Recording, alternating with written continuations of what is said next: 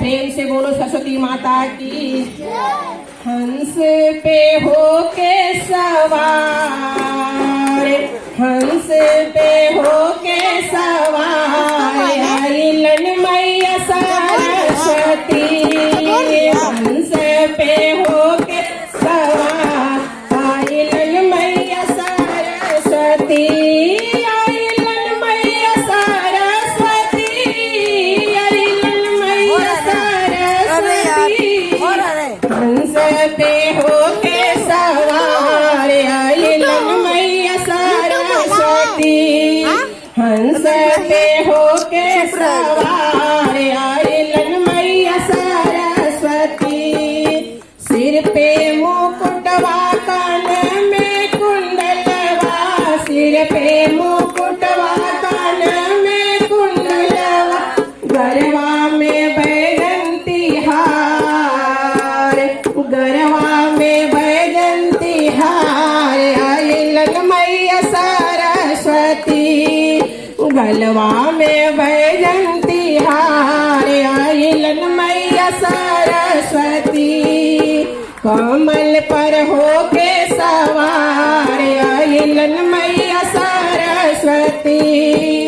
हंस पर होके सवार आइलन मैया सरस्वती।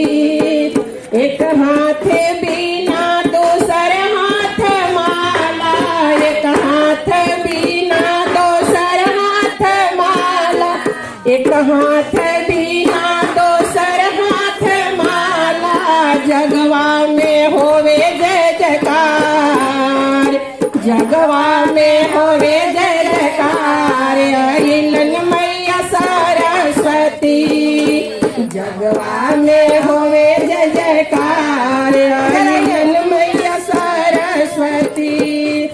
दुनिया पूजे जहनवा पूजे, दुनिया पूजे जहनवा पूजे। नन्हे मुन्हे बचवा पूजे, नन्हे मुन्हे बचवा पूजे। भरदा विद्या के भंडार आइलन मैया सरस्वती। विद्या के दाता आइलन मैया सरस्वती। आइलन मैया सरस्वती, आइलन मैया सरस्वती। हंस पे होके सवार आइलन मैया सरस्वती। हंस पे होके सवार आइलन मैया सरस्वती। आइलन मैया सरस्वती। बोलो सरस्वती माता की जय।